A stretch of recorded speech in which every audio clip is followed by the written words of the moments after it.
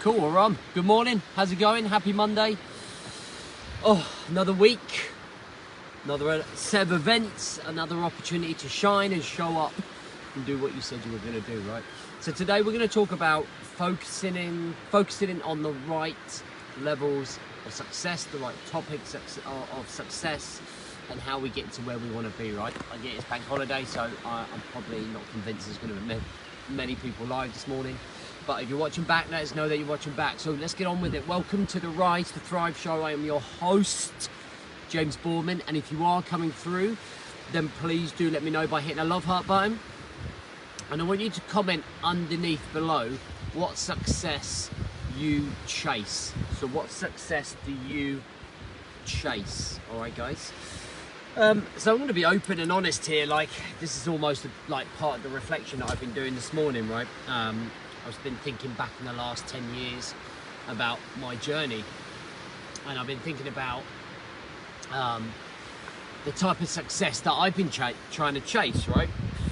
You know, I was a different guy 10 years ago. Let me just plug this mic in here.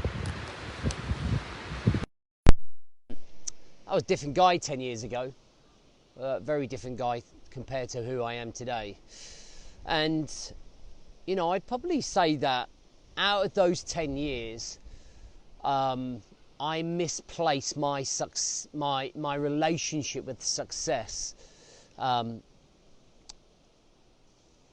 I think a lot of it draws from my childhood again as well. And a lot of the time with that success, I was very much driven on materialistic things, right? So things that don't really mean anything, i.e. cars, houses, money, status. And I stutter when I say it because I actually feel quite embarrassed about it. Because I don't believe that that's what we should be driving and aspiring to achieve. High amounts of money, high status in your career, nice cars, houses. Like, when I think about where we put our energy, so I think about three topics, right? I think about time, energy, and focus. And where does my time, energy, and focus go on being successful? And a lot of the time it has been about that. But I think when I talk about my childhood, we grew up very poor, right? Very poor. We could never have anything. Where everybody had the first PlayStation, I probably only got a PlayStation 5 years ago. Where, if you remember them, everyone used to have an Amiga 500 or 600 and everyone was playing sensible soccer. I used to have to go around to my mate's house to kind of get involved. So I never really had anything growing up. I used to have the old Gola and Hi-Tech trainers, and I used to colour them out, right, because I was so embarrassed because everyone had the new pumps. So we just never had anything. So I think part of me was driven to do that, and I think there is part of me, an element where I just wanted my family to have a nice life. But certainly as I've got older and I've evolved, I kind of reevaluate what's important in life. And I know that when I spend time, energy and focus on the wrong success, it pulls me away from what matters most, which is connections and relationships and memories, right? So when I was on that journey and that mission, and I look at myself, if I looked at myself from a bird's eye view and I was observing myself, I would be going, dude, what are you doing? Why are you not sitting down and spending time at the time with my girlfriend? Or why are you not taking the kids out when they desperately want you to go out? Why are you not doing all of those things that connect you more with your family, right? Because that's what they want. And you always have to remember this, that I was sitting there just watching, me and Jem, my wife, we were just sitting there watching the girls play in the garden.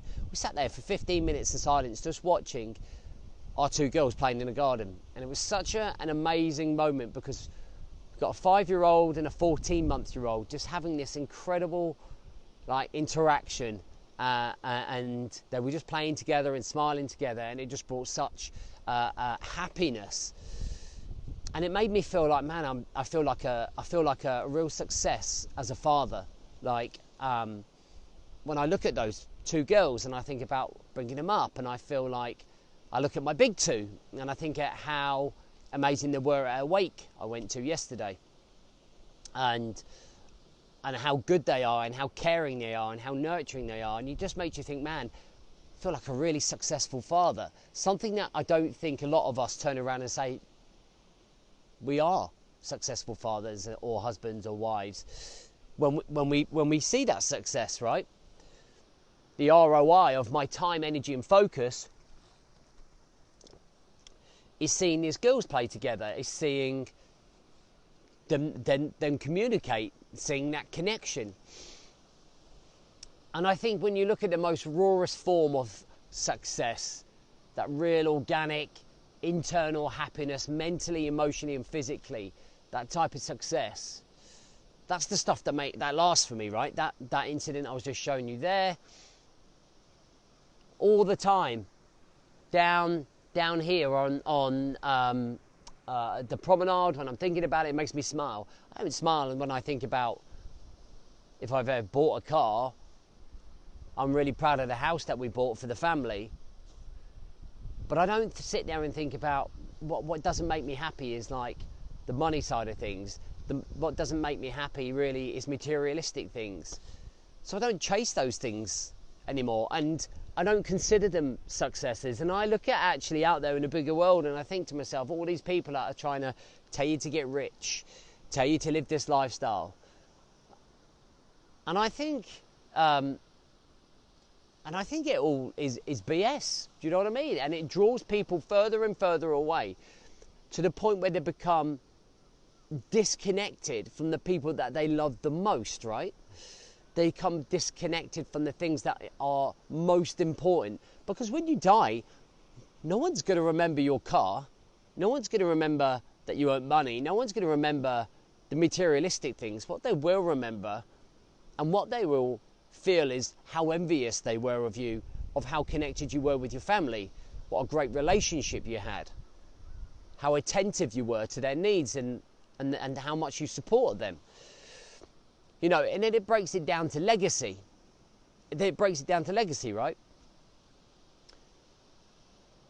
And I think this masculinity, there's a corner of the online world where there is this masculinity of you've got to be rich, you're not being successful, you're not doing this, you're not doing that unless you have money, cars and houses. And it just makes me want to go to war with him, to be honest. And because I don't think it's good for mental health. I think it's a distraction, emotionally, mentally and physically distracts you from actually what is most important in life. You know, that is your connections. That is you showing up in the morning, okay, to make sure that mentally, emotionally and physically that you feel right. That is you going to the gym to look after your health, to make sure that you're around long enough to see those kids grow up, right? Part of being a good father and a husband is taking care of yourself as well. Because if you're not taking care of yourself, you're not leading yourself. That's success. Going to the gym 3 times a week, doing 20-minute workouts. Doing the things that are important, like taking the kids out, like taking them to the gym. I am more proud as a father when I take my 15-year-old and 17-year-old to the gym, and I can see them working out, taking care of themselves. When I'm checking the boys' room for things that shouldn't be there, and I see a list of the top 10 things that I want to achieve this summer, I look at that and I think, wow, I feel really proud because I've got a top 10 list of things that I wrote on my whiteboard, and he's obviously seen that, gone away and done something for himself as well.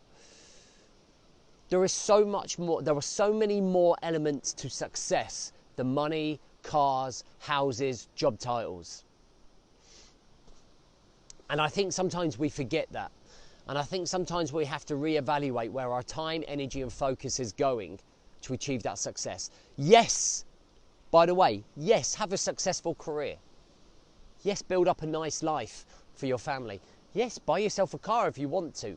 But what I'm saying is, don't let it distract you, pull you away, or affect the things that are most important. And do not forget that those things that are most important, what you do within those elements are 10 times more rewarding in terms of being successful at them.